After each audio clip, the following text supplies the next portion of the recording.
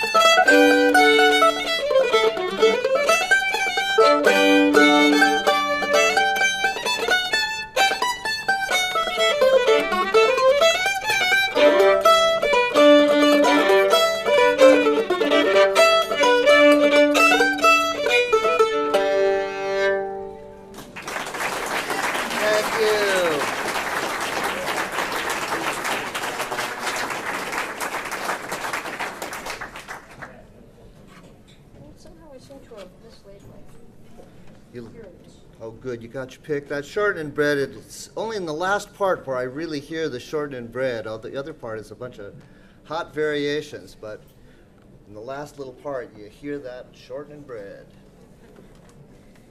Sometimes with some of these, I wonder if it was just like a mistake in the labeling or something. Oh, my baby loves Shortnin. Yeah, okay, I can hear that. Well, here's another one. We seem to be mired in Kentucky for the early part of our set, and this is an old ballad. It's usually called Lord Bateman, but in America we don't have lords and ladies, so in this version from Mary Sullivan, he is not a lord but a Lloyd, so it's Lloyd Bateman, and Lloyd Bateman is a wealthy, disaffected jerk who goes out adventuring and sails to Turkey where he gets captured.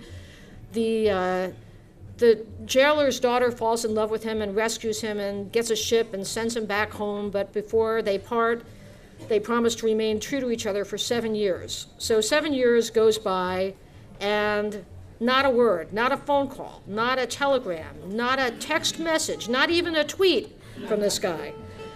So she gets into a ship and sails off to his castle and goes, here I am. And it turns out that very morning he has just been married, but since the marriage has not yet been consummated, he pays off the bride's parents and marries the Turkish lady. And in most versions of this song, she's nameless, but in this one I was pleased that her name was Susan.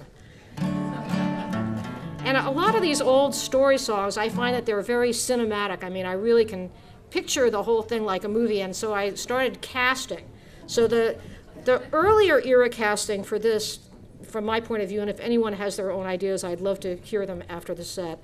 But I picture Leslie Howard as Lloyd Bateman and Barbara Stanwyck as the Turkish lady. And for more modern times casting, I picture Owen Wilson as Lloyd Bateman and Penelope Cruz as the Turkish lady. So.